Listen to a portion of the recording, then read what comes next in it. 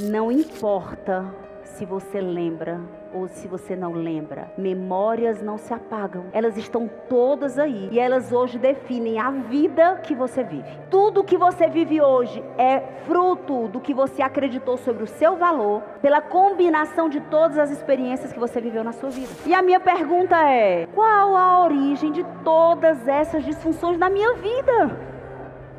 Gente, de onde isso surgiu? Por quê? Não quero que ninguém se distraia de mim agora, que eu preciso que você se conecte com a história, que você vai entender. Tudo isso acontece na minha vida e na sua vida. Impaciência, orgulho, arrogância, todos os tipos de vícios. Vícios por sexo, vício por comida, vício por compra, vício por redes sociais. Todo tipo de sentimento de inferioridade, timidez, medo, culpa, medos emocionais. Eles acontecem por um único motivo: distorção da sua real identidade. Tá na moda esse tema, né, Camila? É, porque a gente não encontrou outro nome ainda para falar daquilo que Deus te fez para ser. A sua real identidade, ela é real porque ela vem do rei. E identidade é o plano dele para sua vida. Quando a gente vai comprar um apartamento, tá certo? Eu vou comparar a minha vida e a sua vida a um projeto de engenharia civil. Tem engenheiros civis aqui? Ok. Tem arquitetos? Quando a gente vai comprar um projeto, o lugar que eu vou descobrir como aquele projeto foi feito, você concorda comigo que ninguém sabe mais do que quem projetou? Sim, é o engenheiro e o arquiteto, quem fez todos os cálculos, que viu por onde ia entrar o vento, por onde ia entrar o sol, que calculou o peso, que previu o fluxo de circulação de vento, que viu a sustentação, o cálculo de peso, que viu tudo. É o engenheiro e o arquiteto. Ele fez um projeto para aquele bem, para aquele imóvel. E se eu quero conhecer sobre aquele imóvel, eu tenho que olhar a planta. Eu tenho que olhar o material que foi usado para fazer a construção.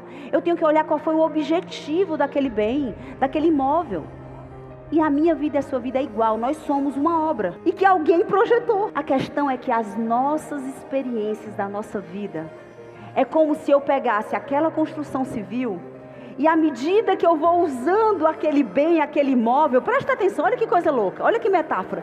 À medida que eu vou usando aquele bem, aquele imóvel, eu não vou até quem construiu ou quem planejou para fazer os ajustes. Chama ali aquele mestre de obra. Vem cá, amigo. Faz aqui, troca aqui o piso. Abre uma porta nova aqui.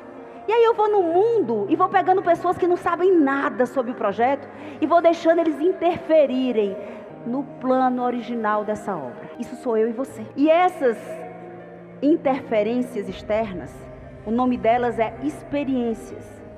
Fala comigo, experiência. Camila, o que é experiência? Experiência é qualquer evento que acontece externo a mim ou comigo, mas que eu escuto ou que eu sinto na minha carne, nas minhas emoções, aquele movimento, aquela experiência. E eu e você somos formados de infinitas experiências.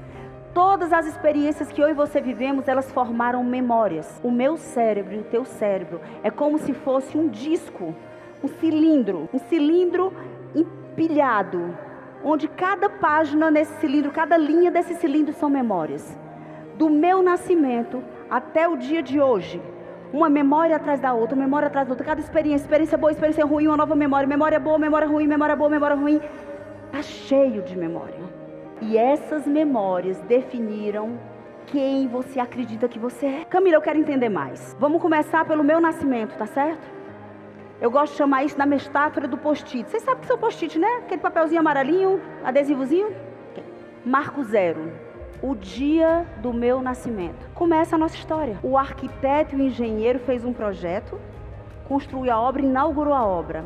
A obra está pronta para ser usada. E começa a história. E aí, 3 de setembro, a Camila nasce. Sou a primeira neta, sou a primeira filha.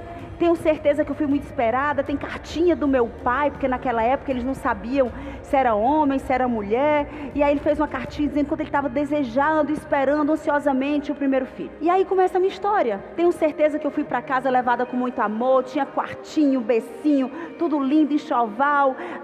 Camilinha chorava no berço, mamãe acalentava, colocava para dormir. Leitinho, colo, papai balançava na rede e dava um banho. Eu era muito amada. E eu sigo a minha vida, vivendo o que é experiências. E toda vida que eu chorava no berço e que alguém me acolhia, cuidava de mim, toda vez que alguém cuidava de você quando você chegou na sua casa, que você tinha alguma necessidade emocional e que alguém te acolhia, te dava colo, beijo, cheiro, te alimentava, nesse momento você sentia: sou amado, sou importante, sou pertencente. Veja o que eu falei, você sentia: sou amado, sou importante, sou pertencente a essa família. Aqui eles cuidam de mim, sou protegido. E a gente segue com as nossas experiências. Um aninho, festinha de aniversário. Parabéns pra você, bolo, balão, presente. De novo, sou amado, sou importante, pertenço a essa família, tenho valor, eles cuidam de mim. E aí vamos supor que papai e mamãe tivessem que trabalhar e me colocaram para trabalhar com um funcionário, uma babá, uma funcionária de casa que me amava muito, mas que com certeza ela estava ocupada, o feijão estava no fogo, tinha casa para limpar, tinha minhas fraldas para lavar, e talvez naquele momento em que eu chorasse, talvez ela não corresse na velocidade que a minha mãe corria. Talvez ela fosse estúpida, impaciente, porque era uma pessoa que me amava, mas era cheia das fraturas dela. E aí naquele momento, talvez, de impaciência e de não tanto amor, naquele momento, aquela experiência, talvez tenha dito para minha criança: acho que eu não sou tão amada assim não sou tão esquecida, não sou tão importante assim. Não importa se você lembra ou se você não lembra, memórias não se apagam, elas estão todas aí, e elas hoje definem a vida que você vive. Tudo que você vive hoje é fruto do que você acreditou sobre o seu valor, pela combinação de todas as experiências que você viveu na sua vida. Só para vocês entenderem o que eu estou falando. Eu já era casada, eu já tinha 2 filhos, nós temos 3 filhos, mas eu já tinha 2 filhos, já tinha mais de 40. E eu não sabia por quê. Todos os dias, ao entardecer, a minha mão suava e eu sentia uma angústia no meu coração, como se algo ruim fosse acontecer. Todos os dias, ao entardecer. E quantas vezes eu conversava com Deus e dizia: mas Senhor, por quê? Eu amo tanto o pôr do sol, para mim é a hora mais mágica do dia. Eu amo o pôr do sol. E eu sou da praia, eu vivia na praia, então se eu estivesse na praia, na casa de praia, eu estava sempre ao pôr do sol, eu estava na beira da areia, que é o lugar que eu mais me conecto com Deus. Mas por que aquele sentimento de que algo ruim vai acontecer? E foi dentro de uma sessão de coach que eu lembrei a cena que eu vou contar para vocês. Só para vocês entenderem que eu não precisava lembrar.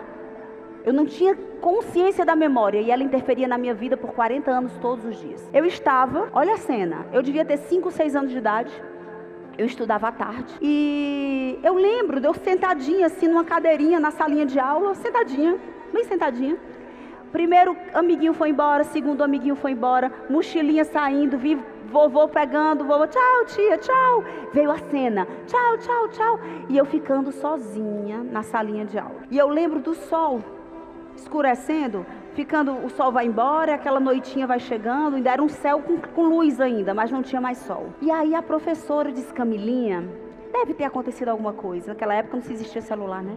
Deve ter acontecido algumas coisas, seu pai e sua mãe estão chegando, mas deixa eu lhe levar para deixar na sala da auxiliar, porque eu tenho que buscar meu marido no trabalho. E ela me leva para uma outra salinha. Eu fico com uma moça que eu nunca vi na vida, com o segurança da escola e com mais 2 amiguinhos que eu nunca tinha visto na vida. Passa mais tempo, que eu não tenho ideia de quanto tempo foi, e eu vejo a mãe do pequenininho chega e leva os 2, eles eram irmãos. Eu disse: pronto, fiquei sozinha. E a auxiliar olha pro vigia e disse: esqueceram dela e eu vou embora. Ela vai passar a noite todinha contigo. Um homem que eu nunca vi na vida. Óbvio que a Camila adulta sabe que não foi esquecida. Óbvio que meu pai e minha mãe tiveram tido algum motivo muito sério, que ele não estava no controle deles para não ter chegado na escola na hora que tinha que chegar. Mas o óbvio não blinda as tuas emoções. O que você sabe racionalmente não cura o que você não sabe emocionalmente. E eu passei 40 anos no pôr do sol acreditando que algo muito ruim ia acontecer comigo. Um simples atraso na escola. A minha pergunta para você é hoje: quantas experiências você tem que você nem lembra? Camille, por que alguns não lembram?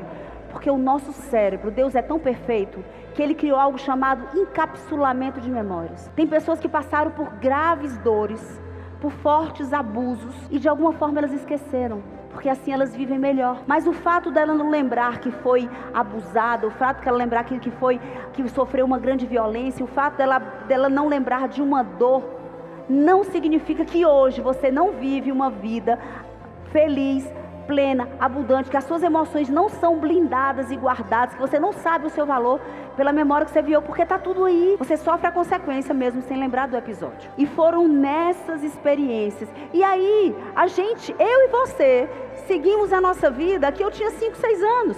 E a gente seguiu a nossa vida e tivemos situações em que a gente estava com os nossos irmãos, estávamos com os nossos tios, com os nossos pais, com amigos da escola. E você foi ouvindo, fala comigo, faz assim comigo, ó, faz assim, ó.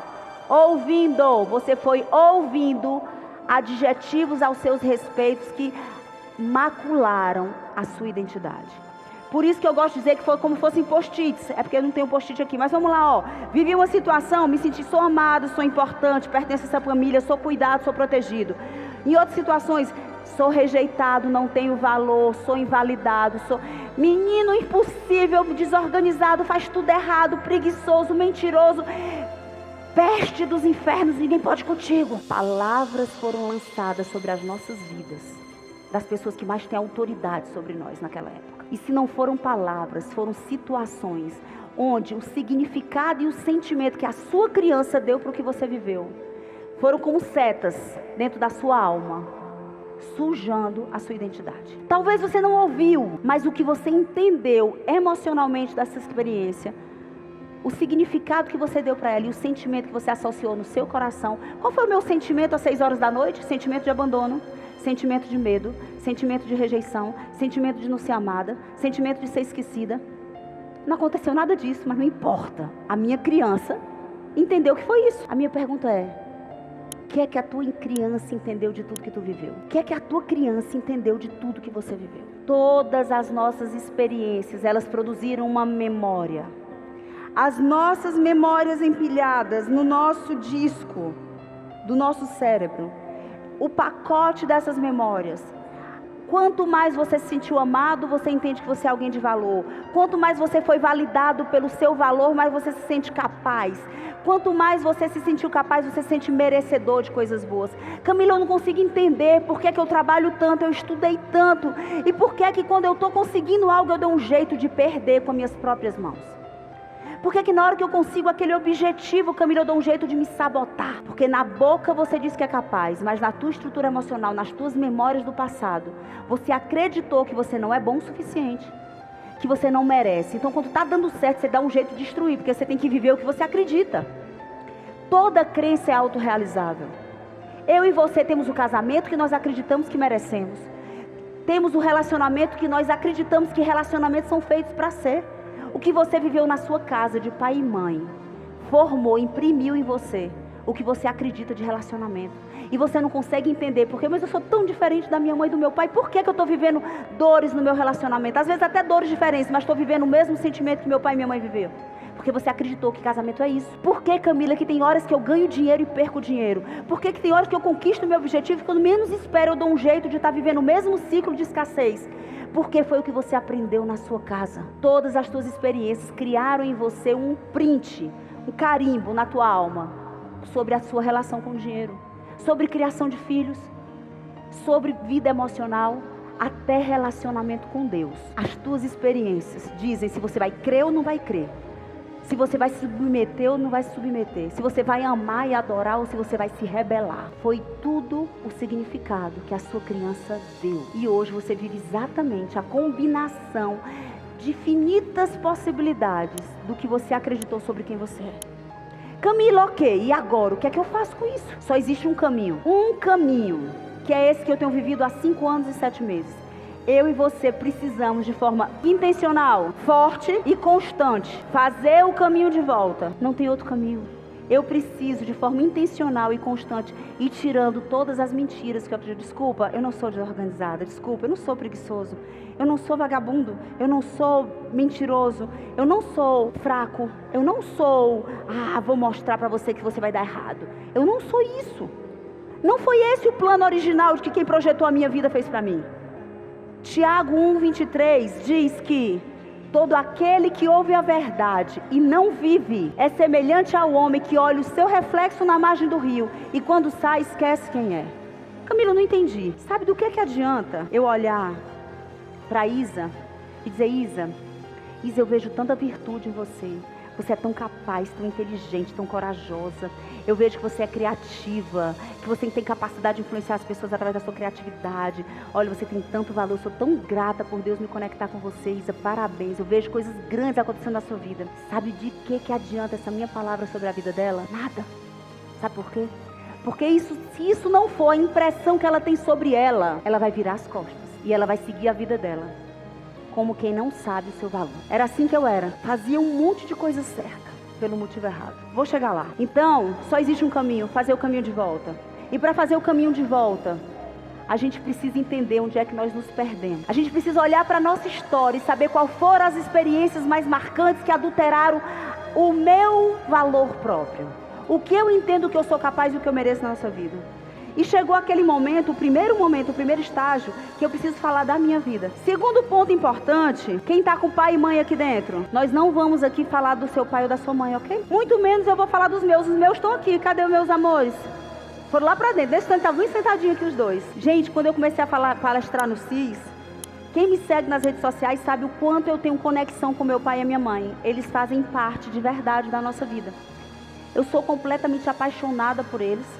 E sempre fui. E sou muito feliz porque eu os tenho. Mas quando eu estou aqui contando a minha história, eu não estou falando deles, eu estou falando da minha história. E não tem como eu curar a minha alma sem eu olhar para a minha história. E por acaso eles fazem parte da minha história. Eu lembro que quando eu comecei a falar no CIS, a minha mãe tinha verdadeiras crises. A minha irmã ligava, irmã, a mamãe a pressão tá alta, tá chorando. Ela virou a megera mais conhecida do Brasil. Gente, ela é maravilhosa. E eu liguei, mãezinha, olha para mim.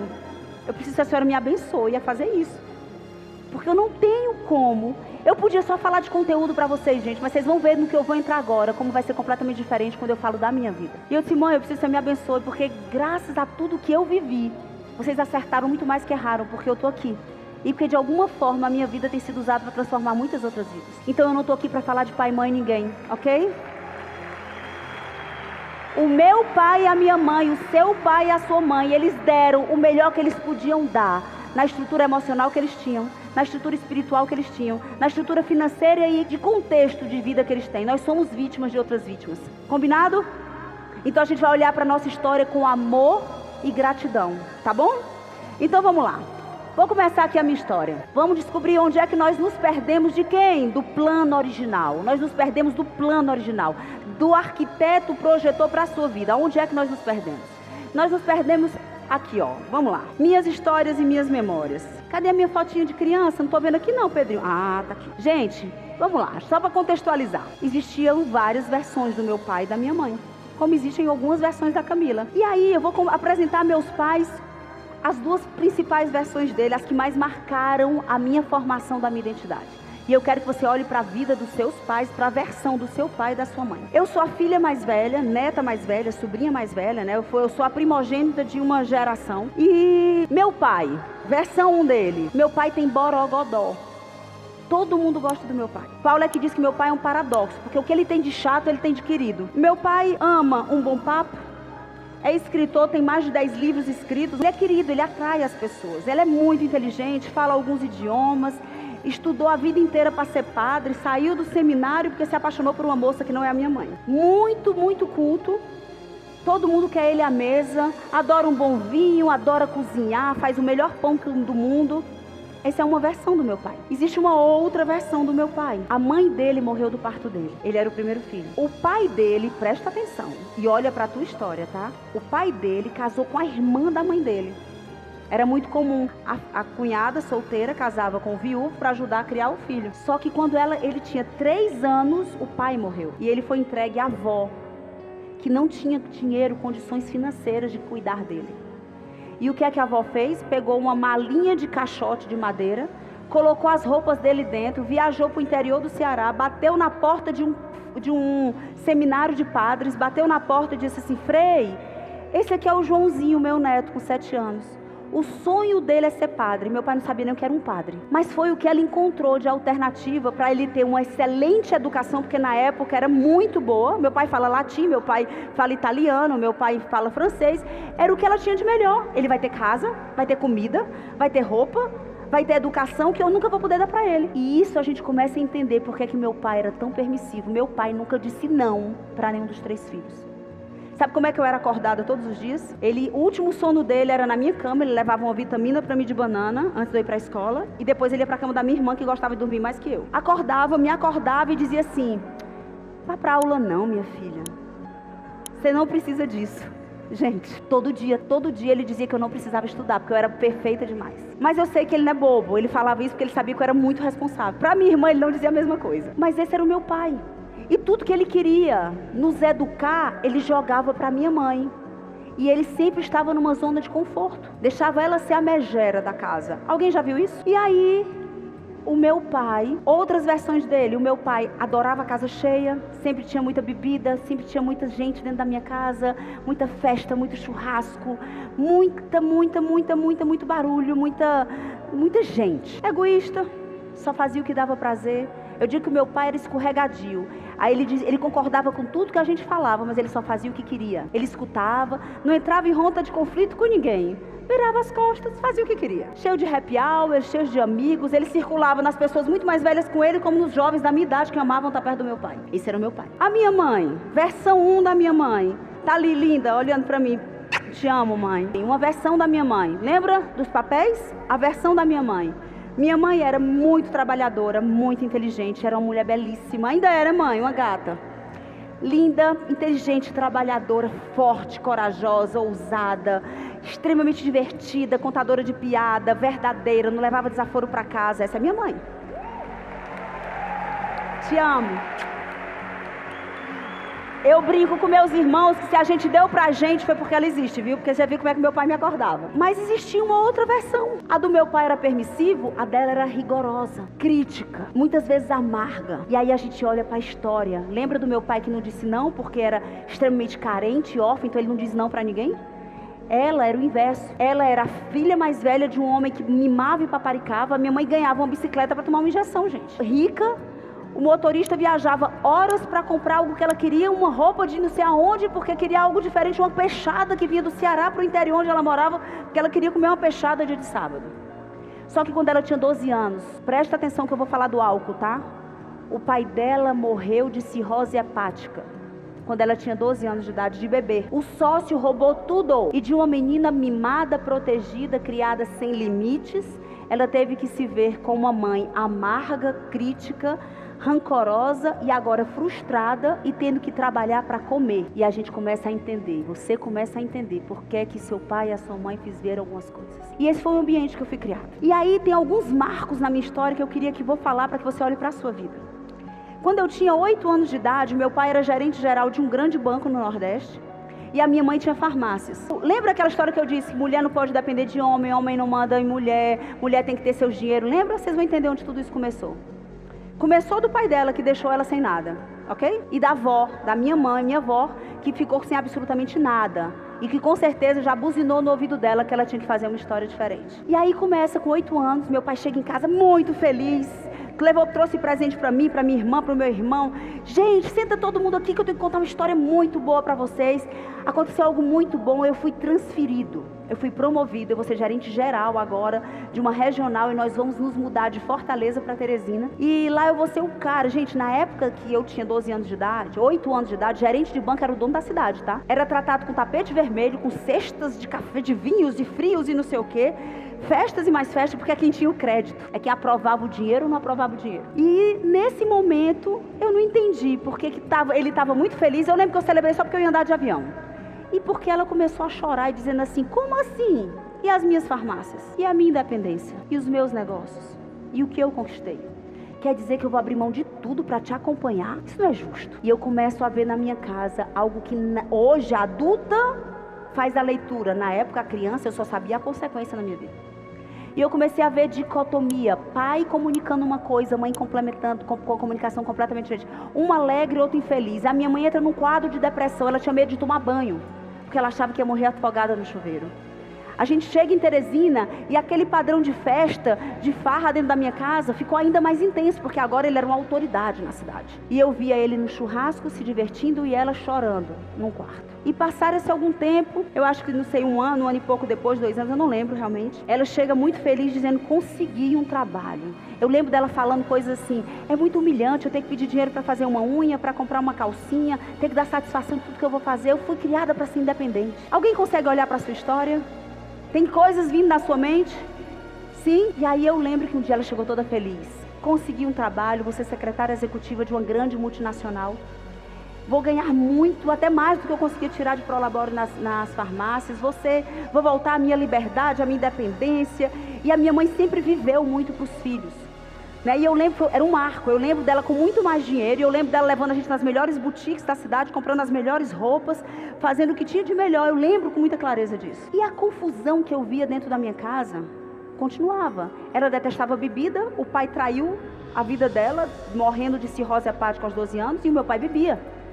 Então a bebida sempre causou muito conflito, muita dor dentro da minha casa. E nesse ambiente conturbado, eu entrando na adolescência, por 11 anos de idade, 10, 11, 12 anos de idade, não lembro, eu comecei a dar trabalho a estudar. Que não tem nada a ver comigo, nada a ver com o plano original, nada a ver com a minha essência, nada a ver com a minha essência. Mas eu acho que aquela história foi assim, encontrei uma estratégia. Vou chamar a atenção, pode ser que eles me enxerguem. Então deixa eu dar trabalho, porque se eu der trabalho, filhos rebeldes aqui, essa estratégia só te destrói, tá certo? Filhos rebeldes gritando desesperadamente, olhem pra mim, onde é que eu tô no meio da confusão de vocês? E eu resolvi dar trabalho. Só que quem dá trabalho para estudar, ao invés de eu melhorar, não, eu só arrumei mais confusão pra mim. Porque o meu pai ia para a escola e dizia assim, não, tem alguma coisa errada. Esses professores estão tudo doidos, minha filha é perfeita, olha isso. E a minha mãe em casa dizia assim, já basta os meus problemas, você agora virou ser uma vagabunda. E eu tinha, nesse ambiente, dando trabalho para estudar, completamente infeliz, com 12 anos de idade. Eu lembro que meu pai chegou em casa em Teresina, gritando, Dorinha, onde é que você está? Preciso contar uma novidade. Aquilo que você mais queria aconteceu. Estamos sendo transferidos de volta para Fortaleza. Já entenderam, né? E ao invés dela celebrar, ela diz, o quê? De novo? Mais uma vez eu vou abrir mão dos meus sonhos, da minha vida profissional, da minha independência, dos meus, para te acompanhar. Eu vi, eu senti, acabou, está impresso na minha memória. Setas na minha alma, formando as minhas crenças de casamento, de subordinação, de insubordinação, de dinheiro, de posicionamento de mulher dentro de casa, de posicionamento de homem.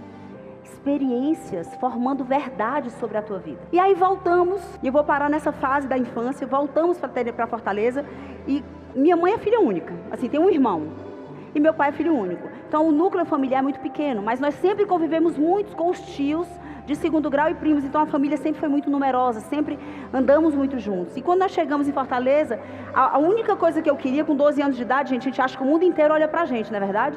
Ninguém olha, mas a gente se acha o centro das atenções. E você não quer ser diferente. Então tudo que eu queria era estudar na escola das 4 primas que eu tenho da mesma idade. Porque assim eu tinha alguém para entrar na escola, para escolher a sala, para me introduzir naquele ambiente novo. E aí prepararam um almoço de domingo na casa do meu tio para nos receber. E eu lembro que a mesa estava grande, todo mundo sentado lá. E eu, muito inocente, disse, mãe, deixa eu te pedir uma coisa. Mãe, deixa eu estudar lá no colégio tal, com as minhas primas. Por favor. E ela na frente de todo mundo disse assim, o quê? Eu?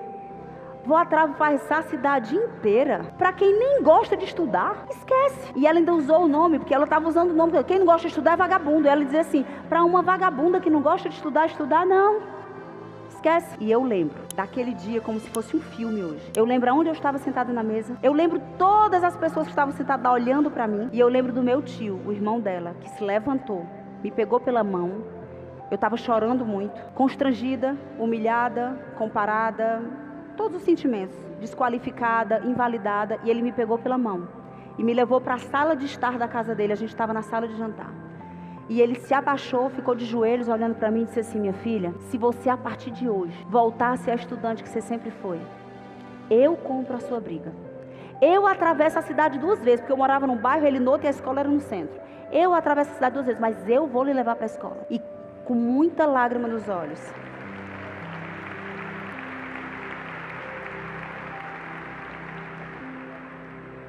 chorando muito, eu olhei para ele.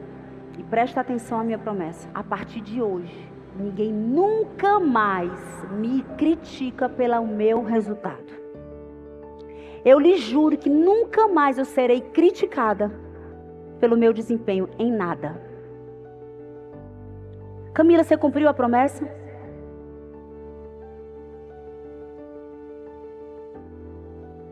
Completamente. Ah, então Camila, então funcionou, né? Foi esse juramento, movido pela ofensa do meu coração, movido pelo orgulho ferido de me sentir humilhada, de me sentir julgada, comparada, desqualificada. Foi esse juramento que fez com que eu me vestisse de uma armadura de orgulho. Vocês não estão entendendo a dimensão do ferro que eu coloquei sobre mim. Foi esse juramento que fez com que eu vestisse uma máscara de perfeição mentirosa a vida inteira. Foi ele que faz quase, por muito pouco, fez com que eu destruísse o meu casamento. Não sei como ficaria a nossa empresa, nossos filhos. A segunda pele de orgulho que eu vesti naquele dia, com 12 anos de idade, distorceu todo o meu caráter ao longo da vida. E a minha pergunta é, quais foram os juramentos que você fez? Quais foram os juramentos que você disse? Que ninguém nunca mais fala assim comigo, que mulher nenhuma mais trata desse jeito, que homem nenhum mais olha pra mim e faz isso comigo. Eu vou mostrar pra ele que eu dou certo. Camila, isso não é bom, isso não é empoderamento, não, isso é do capeta na tua vida. Porque rouba a essência do teu coração. E você passa a se mover pela ofensa e não pelo seu valor.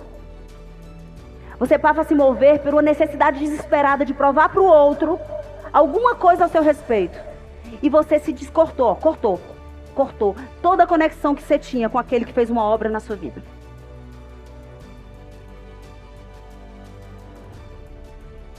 Nós não estamos numa igreja, mas se eu estivesse, eu ia dizer para você que orgulho é uma semente do próprio Satanás para te roubar dos planos de Deus para a sua vida.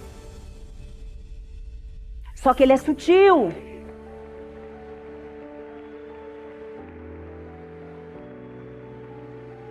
Ele é sutil porque ele se apresenta como teu melhor amigo. Ele é teu amante. O orgulho é teu amante. Ele sussurra no teu ouvido só o que você quer ouvir. Para ele você está sempre certo. Para ele suas escolhas são as melhores. Para ele você não pisa na bola. Para ele você está sempre cheiroso, sempre bonito. Tudo é perfeito. Teu amante.